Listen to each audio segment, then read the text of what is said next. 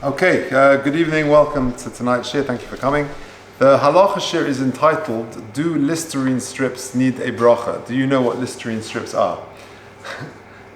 Here, Listerine of course is the mouthwash, but I have a show and tell.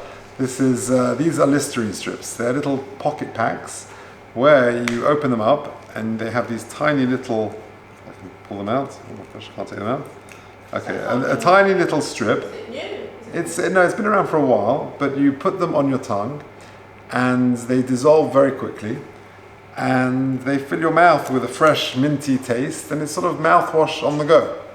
So you very conveniently keep it in your pocket and you just put it on your tongue and it's mouthwash. It gives you a fresh minty taste. The question is, do you need to make a bracha on it? Well, how does halacha deal with that?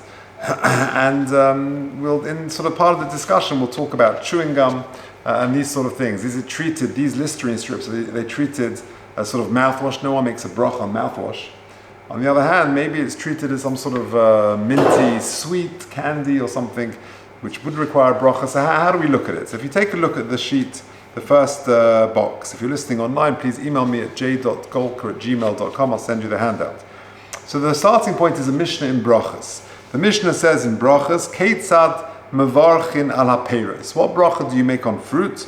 Al peiros ha'ilon hu eimer beirei pri ha'etz chutz min hayayin. All fruit require beirei pri ha'etz apart from wine. Shel hayayin hu eimer beirei pri ha'gov, and that gets a special bracha. Val peiros ha'aretz hu eimer beirei pri ha'adoma chutz min hapas. Apart from bread, which of course comes from grain, which comes from the ground. Shel hapas hu eimer ha'moitzi lechem min ha'aretz. Now, this is the first omud in Keitzad Mevarchin, the first daf of the 6th chapter of Brachas. Now, what's the connection to Pashas Kedoshim? We try and find a connection. There's some sheets over there if you want, just on the back table.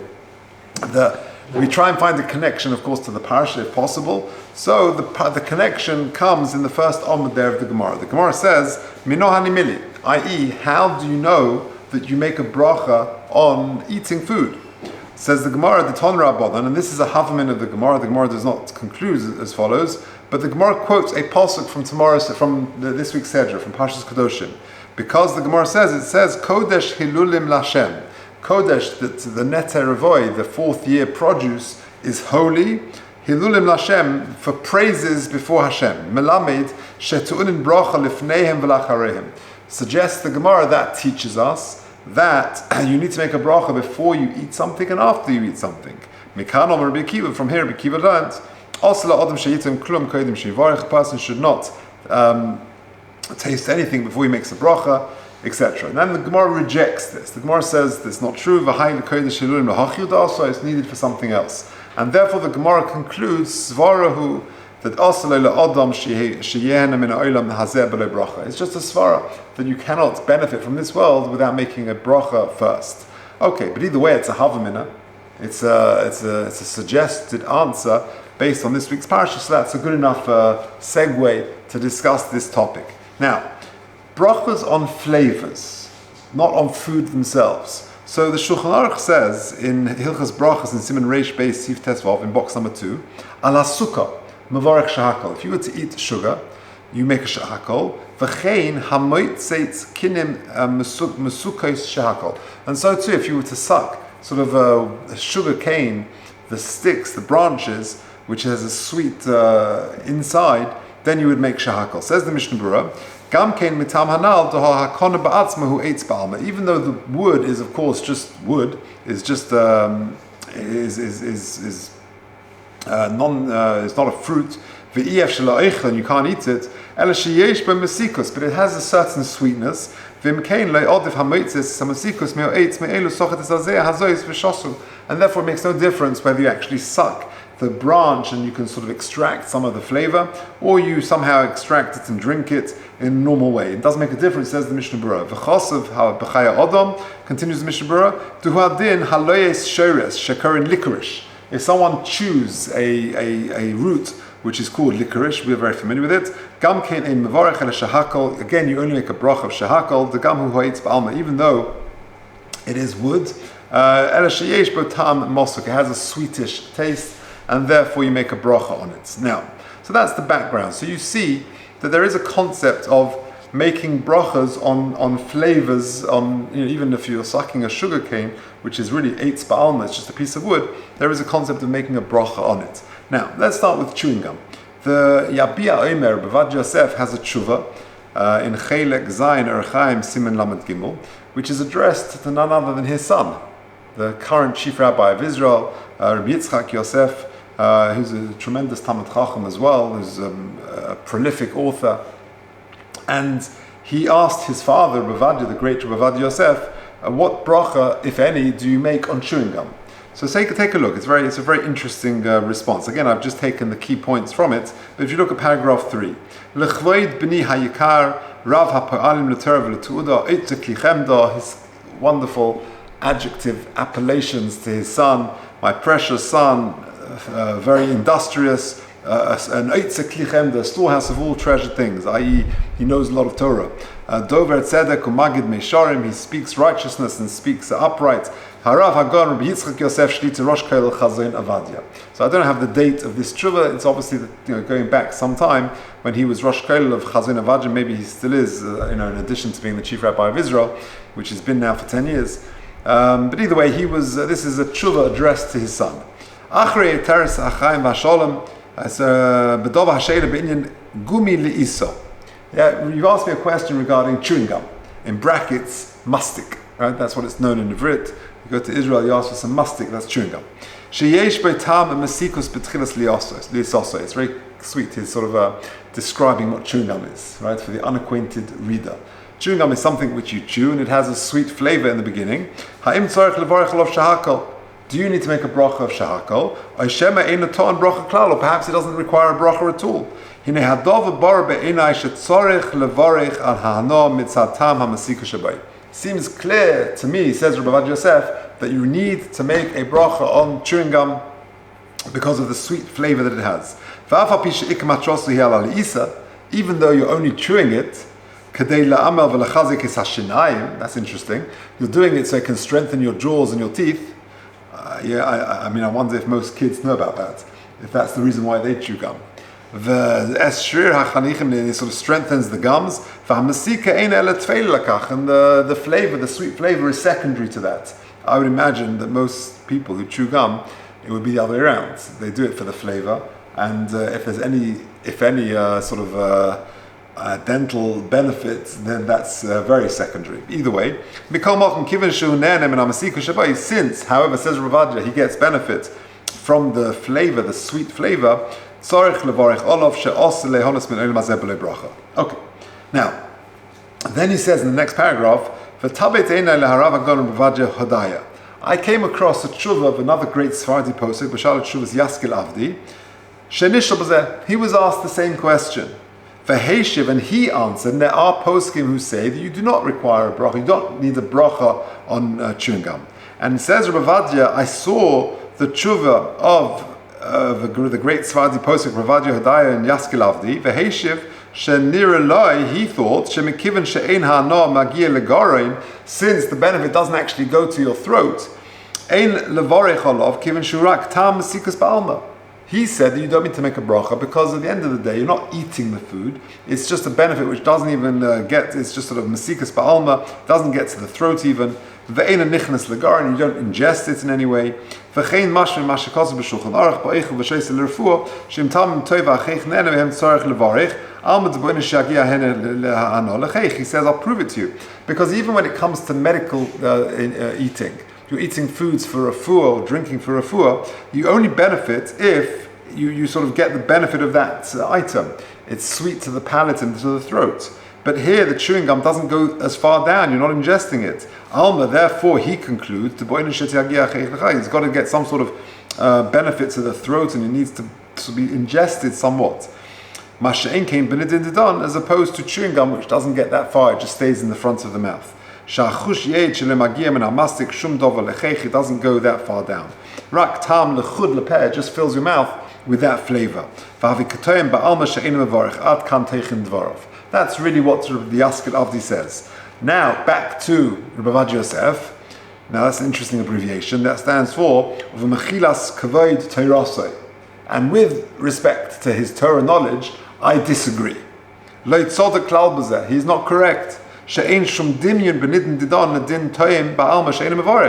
can't compare the two to someone who just tastes something and doesn't make a bracha. You want to taste the chicken soup. We discussed it some weeks ago. So you just put it on your tongue with no intention to swallow it, just to see if it's spicy enough, if it tastes good. You are chewing gum in order to benefit from the flavor you've chosen. And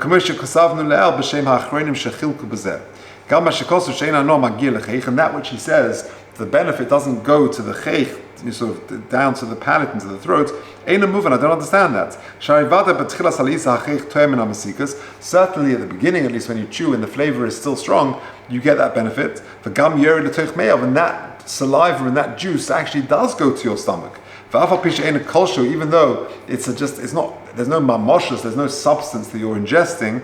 Nevertheless, even if it's a small amount of flavored saliva that goes down to your stomach, then that requires a bracha. So, with regards to chewing gum, Rabbi Yosef and many other poskim say that you do make a bracha. Of course, we're talking about a bracha rishona, just a shehakol. There's no bracha achrona because what you're eating is a kolshu, is a tiny amount, and it doesn't have a shear for bracha achrona.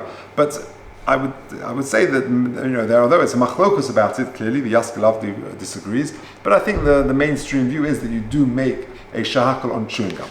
However, that is not necessarily the case with Listerine strips. That's what we started with again. See, these Listerine strips are these tiny little sort of strips. They're very, very thin. You put them on your tongue, they melt after 20 seconds or so, and they will fill your mouth with this fresh minty taste. I think they come in other flavors, I'm not sure. And maybe we'll talk about other aspects of it, about having them on a tanis and things like that. Maybe we'll talk about that another time. But the question here is, do they require a bracha? Is it considered like mouthwash, which of course doesn't require a bracha? Or is it more similar to chewing gum, where you get the benefit of a pleasant taste, and maybe you do? So what's the story? So I came across a tshuva of someone called the Minchas Shmuel. The Minchas Shmuel is a relative, sort of a contemporary posek. His name is Rav Shmuel Pinchasi. He was a Dayan. He lives in Yerushalayim. He's the Rav, I think, of the Machane Yehuda area, and Dayan on a Beis Din, Rosh Beis Din. And he's got Sfarim, he's got Shadas and Shuvas, and he was asked exactly this question. So let's quickly, in the time that we have, just go through what he says and pick out the main points. There are 5 points that he comes up with to explain why these Listerine strips do not require a bracha. Now, there is a machlokus about it. I have seen that there are some poskim who say that they do. But again, I think the mainstream view with regard to Listerine strips is that they do not require a bracha. So let's take a look. Minchas Shmuel, this is on the top of the second page, paragraph 4. Nishalti miyididi ha'avrech k'midrashrei yohel neirei yotzis v'yifrach nizrei harav David Shalavi. Right, it's a very beautiful praise of the questioner, of the shoyel. An avrech, someone in the kollel, I guess. Oidos mitzrach chadoshim eirocha ikbo hanikr b'shem oral care strips, right, which are Listerine strips. It's like a thin piece of paper. You sort of put it on the tongue. It sort of melts very quickly. And it leaves a pleasant flavor in the mouth. There you go, it comes in different flavors. Do you have to make a bracha on these Listerine strips? So, 5 points. Number 1. Generally speaking, when you make a bracha on something which you're doing for medication, you do not make a bracha. So you take a Panadol, you don't make a bracha on that. If there is benefits, for example, you want to have a hot cup of tea, or you want to have a pleasant tasting throat lozenge, then you can make a bracha. But generally speaking, you don't make a bracha when you eat for refuah. But when you do get benefits, you do make a bracha. But that's only if it's actually food. So for example, you want to have a whiskey because you've got a sore throat, or you want to have a bowl of chicken soup or a hot tea, whatever it is, then because you get benefit, even though maybe your primary purpose of taking it is for medical reasons, but still, because you get benefit, you make a bracha, but that's only because it is a food. Listerine strips are not food. and therefore that's number one why you do not make a bracha. And then another reason is there is a yesh omrim that when it comes to just tasting something, you actually potter from making a bracha. Now that is based on a Shulchan Aruch, which we once discussed fairly recently actually, and I've got it there in the next box. The Shulchan Aruch says in Reish Yud Sif Beis, Hatoyim es hatavshil, if you just taste the food, einay tzarich levarech ad revius. If it's less than revius, which is small amounts of drink, you do not need to make a bracha. Even according to the first opinion of the Mechaba, even if you swallow it. If you swallow it, ta'an bracha, it does require a bracha.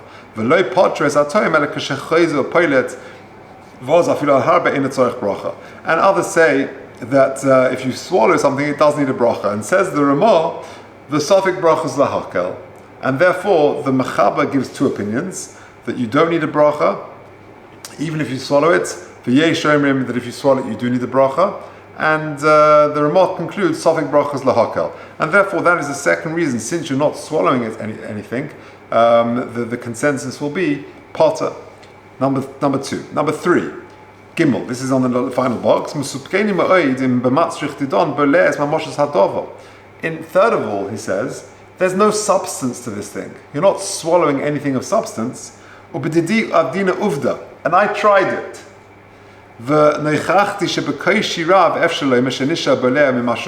Nothing remains of this thing. It dissolves. So there's no mamoshus, there's no substance to what's there. It just dissolves onto the tongue, and onto the palate.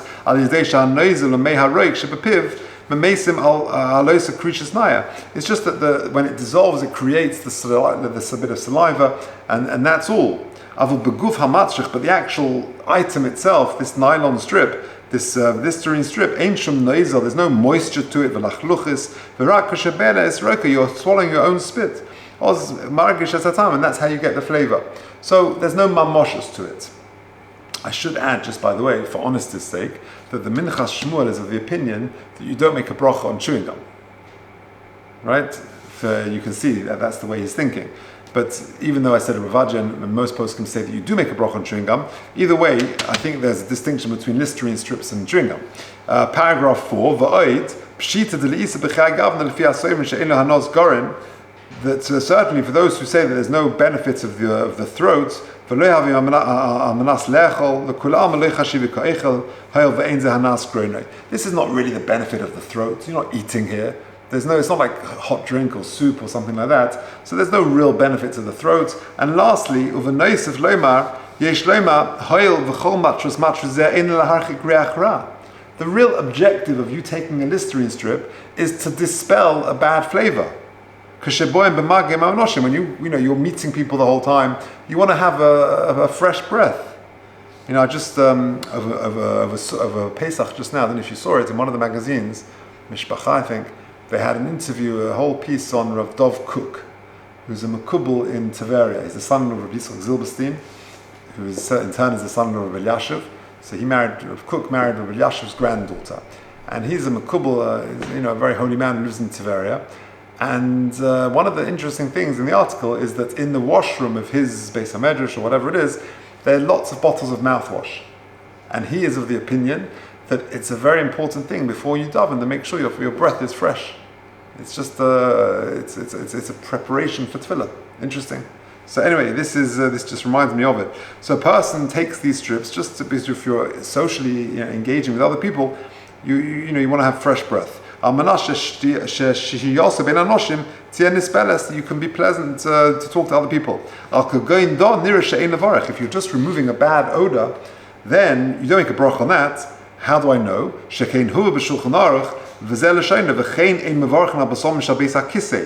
Normally on nice smelling substances you make a bracha. For example, Motzei Shabbos we make berim minei besomim, or whenever you smell besomim you make a bracha.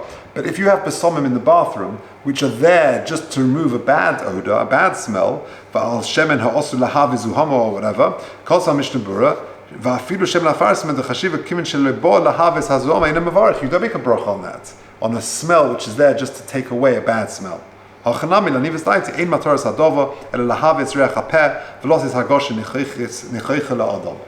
the purpose of these Listerine strips are sort of just to take away a bad smelling breath, and therefore you wouldn't make a bracha on it. And therefore, Al-Kaini concludes, Niresh Mikol Hanitami, for the above 5 reasons, Ein levarech al pi hamoitzik halos, you don't make a bracha on these Listerine strips, etc.